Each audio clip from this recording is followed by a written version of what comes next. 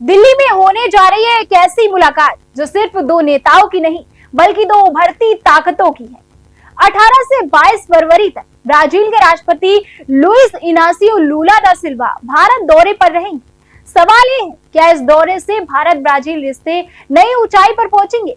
क्या फार्मा, जरूरी मिनरल और एविएशन सेक्टर में होने वाले समझौते दोनों देशों की अर्थव्यवस्था की तस्वीर बदल देंगे?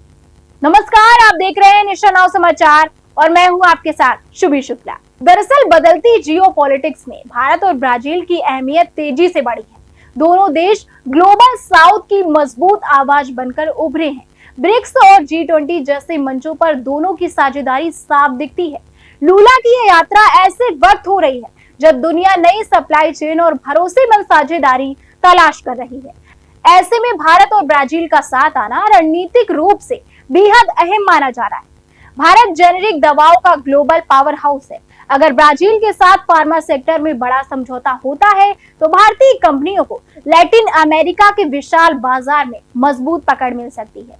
यह सिर्फ कारोबार नहीं बल्कि हेल्थ केयर सहयोग का नया अध्याय भी हो। इलेक्ट्रिक व्हीकल और ग्रीन एनर्जी के दौर में लिथियम जैसे मिनरल की मांग तेजी से बढ़ रही है। ब्राजील के पास प्राकृतिक संसाधनों की भरमार, जबकि भारत मैन्युफैक्चरिंग और टेक्नोलॉजी में तेजी से आगे बढ़ रहा है। दोनों का गठजोड़ भविष्य की ऊर्जा जरूरतों को सुरक्षित करने की दिशा में बड़ा कदम हो सकता है। एविएशन सेक्टर में सहयोग से दोनों देशों के बीच सीधी कनेक्टिविटी और इंडस्ट्री साझेदारी बढ़ सकती है।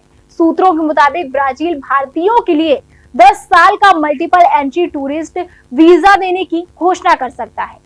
अगर ऐसा होता है तो टूरिज्म और बिजनेस ट्रैवल को नई रफ्तार मिलेगी। प्रधानमंत्री नरेंद्र मोदी और राष्ट्रपति लूला के बीच पहले भी कई मंचों पर सकारात्मक बातचीत हो चुकी है। इस बार उम्मीद है कि बातचीत ठोस आर्थिक समझौतों में बदल जाएगी। विशेषज्ञ मानते हैं कि यह दौरा सिर्फ फोटो ऑप नहीं बल्कि इकोनॉमिक टर्निंग पॉइंट साबित हो सकता है। क्या दिल्ली की यह मुलाकात भारत ब्राजील रिश्तों में नई इबारत लिखेगी? क्या फार्मा, मिनरल और एविएशन सेक्टर में होने वाली डील्स आने वाले सालों की दिशा तय करेगी?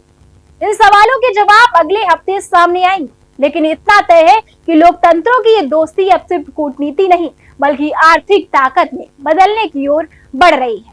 बने रहिए हमारे साथ और देखते रहिए नेशन नाउ समाचार।